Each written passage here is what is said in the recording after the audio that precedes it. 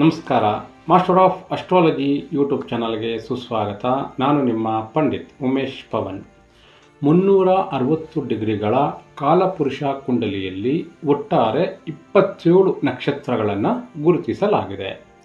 ಈ 27 ನಕ್ಷತ್ರಗಳನ್ನು ಮೂರು ಭಾಗಗಳಂತೆ ಗ್ರಹಗಳಿಗೆ ಅಧಿಪತಿಯಾಗಿ ಮಾಡಲಾಗಿದೆ. ಉದಾಹರಣೆಗೆ ಅಶ್ವಿನಿ, ಮಖ, ಮೂಲ ಇದು ಕೇತು ಗ್ರಹಕ್ಕೆ ಆಧಿಪತ್ಯವಾಗಿದೆ. ಭರಣಿ, ಪುಬ್ಬ, ಪೂರ್ವಷಾಢ ಇದು ಶುಕ್ರ ಗ್ರಹಕ್ಕೆ ಆಧಿಪತ್ಯವಾಗಿದೆ. ಕೃತಿಕ, ಉತ್ತರ ಫಾಲ್ಗುಣ, ಉತ್ತರಾಷಾಢ ನಕ್ಷತ್ರಗಳು ಇದು ಸೂರ್ಯ ಗ್ರಹಕ್ಕೆ ಆಧಿಪತ್ಯವಾಗಿದೆ. ಹೀಗೆ ಪ್ರತಿಯೊಂದು ನಕ್ಷತ್ರಗಳಿಗೂ ಒಂದೊಂದು ಗ್ರಹದ ಆಧಿಪತ್ಯವನ್ನು ಮಾಡಲಾಗಿದೆ. ಇದರಲ್ಲಿ ಸಿಂಹ ರಾಶಿ ಮತ್ತು ಕನ್ಯಾ ರಾಶಿಯಲ್ಲಿ ಬರುವಂತಹ ಉತ್ತರ ನಕ್ಷತ್ರದ ವಿಚಾರಗಳನ್ನು ತಿಳಿಯೋಣ. ಈ ಉತ್ತರ ನಕ್ಷತ್ರವು 27 ನಕ್ಷತ್ರಗಳ ಪೈಕಿ 12ನೇ ನಕ್ಷತ್ರವಾಗಿದೆ. ಈ ನಕ್ಷತ್ರವು ಸಿಂಹ ರಾಶಿಯಲ್ಲಿ 27 ಡಿಗ್ರಿ 40 ನಿಮಿಷದಿಂದ 30 ಡಿಗ್ರಿಗಳವರೆಗೆ ಉತ್ತರ ನಕ್ಷತ್ರದ ಮೊದಲನೇ ಪಾದವಿರುತ್ತದೆ. ಕನ್ಯಾ ರಾಶಿಯಲ್ಲಿ 0 ಡಿಗ್ರಿಯಿಂದ ಶುರುವಾಗಿ 3 ಡಿಗ್ರಿ 20 ನಿಮಿಷದವರೆಗೆ ಎರಡನೇ ಪಾದ, 3 ಡಿಗ್ರಿ 20 ನಿಮಿಷದಿಂದ 6 ಡಿಗ್ರಿ 40 ನಿಮಿಷದವರೆಗೆ ಮೂರನೇ ಪಾದ, 6 ಡಿಗ್ರಿ 40 ನಿಮಿಷದಿಂದ 10 ಡಿಗ್ರಿಗಳವರೆಗೆ ನಾಲ್ಕನೇ ಪಾದ ಆವರಿಸಿದೆ. ಈ ಜನ್ಮ ನಕ್ಷತ್ರವನ್ನು ಪ್ರಮುಖವಾಗಿ ದಶಾಭುಕ್ತಿಗಳ ಲೆಕ್ಕಾಚಾರಕ್ಕೆ ಬಳಸಲಾಗುತ್ತದೆ. ಇಲ್ಲಿ ಉತ್ತರ ಫಾಲ್ಗುಣಿ ನಕ್ಷತ್ರ ಎಂದರೆ ಸೂರ್ಯಗ್ರಹ ಅಂತ ತಿಳಿಬಹುದು. ಏಕೆಂದರೆ ಈ ಉತ್ತರ ಫಾಲ್ಗುಣಿ ನಕ್ಷತ್ರದ ಗ್ರಹಾಧಿಪತಿ ಸೂರ್ಯಗ್ರಹ. ಈ ನಕ್ಷತ್ರದಲ್ಲಿ ಜನಿಸಿದವರಿಗೆ ಈ ಸೂರ್ಯಗ್ರಹದಿಂದಲೇ ದಶಾ ಅನ್ನುವಂಥದ್ದು ಶುರುವಾಗಿರುತ್ತದೆ. ಈ ದಶಾ ಲೆಕ್ಕಾಚಾರಕ್ಕೆ ನಾವು ಜನ್ಮ ನಕ್ಷತ್ರವನ್ನು ಪ್ರಮುಖವಾಗಿ ಪರಿಗಣಿಸ್ತೇವೆ. ವ್ಯಕ್ತಿಯು ಜನಿಸುವಂತಹ ಸಮಯದಲ್ಲಿ ಚಂದ್ರಗ್ರಹವು ಯಾವ ನಕ್ಷತ್ರದಲ್ಲಿ ಸ್ಥಿತನಾಗಿರ್ತಾನೋ ಆ ನಕ್ಷತ್ರದ ಗ್ರಹಾಧಿಪತಿಯಿಂದ ಆ ವ್ಯಕ್ತಿಯ ದಶಾ ಅನ್ನುವಂಥದ್ದು ಶುರುವಾಗುತ್ತದೆ. ಈ ನಕ್ಷತ್ರದ ದೇವತೆ ಆರ್ಯಮನ್. ಈ ನಕ್ಷತ್ರವು ಸೃಜನಶೀಲತೆ, ಲೆಕ್ಕಾಚಾರದ ಕೌಶಲ್ಯತೆ, ನಿಷ್ಠಾವಂತಿಕೆ, ಪ್ರಾಮಾಣಿಕತೆ, ಕಾಳಜಿ, ಶಿಸ್ತಿನ ಜೀವನವನ್ನು ಸೂಚಿಸುತ್ತದೆ. ಈ ನಕ್ಷತ್ರದಲ್ಲಿ ಜನಿಸಿದವರಿಗೆ ದಾನ ಧರ್ಮದ ಗುಣವಿರುತ್ತದೆ.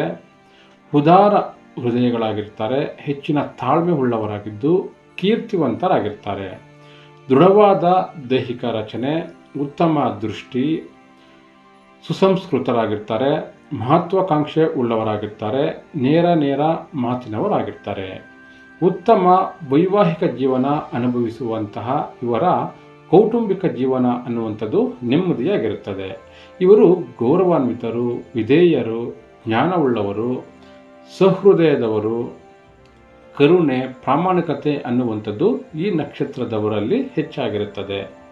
ಸಾಮಾಜಿಕವಾಗಿ ಪ್ರವೀಣರಾಗಿರ್ತಾರೆ.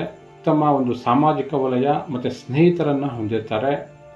ಮತ್ತು ಯಾವುದೇ ಒಂದು ನಿರ್ಧಾರವನ್ನು ತೆಗೆದುಕೊಂಡರೂ ಸಹ ಬದಲಾಯಿಸದೇ ಇರುವಂತಹ ಹಠಮಾರಿ ಸ್ವಭಾವದವರಾಗಿರ್ತಾರೆ. ಉತ್ತಮ ನೈರ್ಮಲ್ಯ ಮತ್ತು ಶುಚಿತ್ವ ಮತ್ತು ಶಿಸ್ತಿನ ಜೀವನವನ್ನು ಇವರು ಪಾಲಿಸ್ತಾರೆ. ಸೌಮ್ಯ ಮನಸ್ಥಿತಿಯನ್ನು ಹೊಂದಿರ್ತಾರೆ.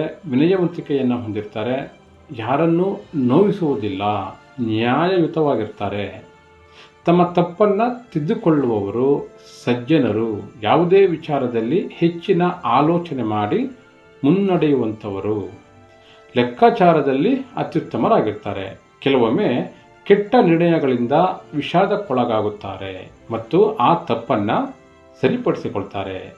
ಈ ಉತ್ತರ ಫಾಲ್ಗುಣಿ ನಕ್ಷತ್ರದಲ್ಲಿ ಜನಿಸಿದವರಿಗೆ ಬುಧ ಗ್ರಹದ ಸಮಸ್ಯೆಯನ್ನು ಸೂಚಿಸುತ್ತದೆ. ಇದರಿಂದ ಸ್ನೇಹಿತರಿಂದ ಅನ್ಯಾಯಕ್ಕೆ ಒಳಗಾಗುವಂಥದ್ದು, ಸ್ನೇಹಿತರೊಂದಿಗೆ ಮಾಡಿಕೊಳ್ಳುವಂತಹ ಒಪ್ಪಂದಗಳು, ವ್ಯವಹಾರಗಳಲ್ಲಿ ಮೋಸ ಹೋಗುವಂಥದ್ದು, ಸೋದರ ಮಾವನಿಂದ ತೊಂದರೆಯಾಗುವಂತಹ ಸಾಧ್ಯತೆಗಳು ಹೆಚ್ಚಾಗಿರುತ್ತವೆ. ಇದಕ್ಕೆ ಪರಿಹಾರವಾಗಿ ಬುಧಗ್ರಹದ ಮಂತ್ರವನ್ನು ಜಪಿಸುವಂಥದ್ದು, ವಿಷ್ಣು ಸಹಸ್ರನಾಮ ಸ್ತೋತ್ರವನ್ನು ಪಠಿಸುವಂಥದ್ದು, ವಿಷ್ಣುವಿನ ಆರಾಧನೆ ಮಾಡುವುದರಿಂದ ಬುಧಗ್ರಹಕ್ಕೆ ಸಂಬಂಧಪಟ್ಟಂತಹ ಕಾರ್ಯಕತ್ವಗಳು ಉತ್ತಮಗೊಳ್ಳುತ್ತವೆ. ಈ ಉತ್ತರ ಫಾಲ್ಗುಣಿ ನಕ್ಷತ್ರದಲ್ಲಿ ಜನಿಸಿದವರು ಸೂರ್ಯಗ್ರಹದ ಮಂತ್ರವಾದ ಓಂ ಗೃಣಿ ಸೂರ್ಯಾಯ ಆದಿತ್ಯಾಯ ಓಂ ಈ ಮಂತ್ರವನ್ನು ಉತ್ತರ ಫಾಲ್ಗುಣಿ ನಕ್ಷತ್ರದ ಸಮಯದಲ್ಲಿ ಜಪಮಾಲೆಯೊಂದಿಗೆ 108 ಬಾರಿ ಜಪಿಸುವುದರಿಂದ ಶುಭಕರವಾಗಿರುತ್ತದೆ. ಏಕೆಂದರೆ ಇವರ ಜನ್ಮ ನಕ್ಷತ್ರ ಉತ್ತರ ಫಾಲ್ಗುಣಿ ಅಂತಂದರೆ ಚಂದ್ರಗ್ರಹ ಇವರ ಉತ್ತರ ಫಾಲ್ಗುಣಿ ನಕ್ಷತ್ರದಲ್ಲಿ ಸ್ಥಿತನಾಗಿರುವುದರಿಂದ, ಉತ್ತರ ಫಾಲ್ಗುಣಿ ನಕ್ಷತ್ರದ ಅಧಿಪತಿ ಸೂರ್ಯಗ್ರಹವಾಗಿರುವುದರಿಂದ, ಸೂರ್ಯಗ್ರಹದ ಜಪ ಮಾಡುವುದರಿಂದ ಇವರ ಮಾನಸಿಕವಾಗಿ ಧೈರ್ಯಸ್ಥೈರ್ಯ ಅನ್ನುವಂಥದ್ದು ಉಂಟಾಗುತ್ತದೆ. ವಿಶೇಷವಾಗಿ ಇವರ ಜಾತಕದಲ್ಲಿ ಸೂರ್ಯಗ್ರಹವು ಲಗ್ನದಿಂದ ಕೇಂದ್ರ ತ್ರಿಕೋಣ ಸ್ಥಾನದಲ್ಲಿ ಸ್ಥಿತನಾಗಿದ್ದರೆ ಅತ್ಯುತ್ತಮವಾದ ಫಲಿತಾಂಶಗಳನ್ನು ನಿರೀಕ್ಷಿಸಬಹುದಾಗಿದೆ.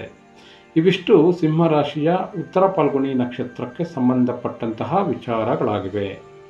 ಈ ಉತ್ತರ ಫಾಲ್ಗುಣಿ ನಕ್ಷತ್ರ ಅನ್ನುವಂಥದ್ದು ಬರೀ ಸಿಂಹರಾಶಿ ಅಂತಲೇ ಅಲ್ಲ, ಸಿಂಹರಾಶಿಯಲ್ಲಿ 1 ಪಾದ ಮತ್ತು ಕನ್ಯಾ ರಾಶಿಯಲ್ಲಿ 3 ಪಾದಗಳು ಬರುತ್ತವೆ. ಮುಂದಿನ ಸಂಚಿಕೆಯಲ್ಲಿ ಹಸ್ತ ನಕ್ಷತ್ರದ ಬಗ್ಗೆ ತಿಳಿಯೋಣ. ಧನ್ಯವಾದಗಳು.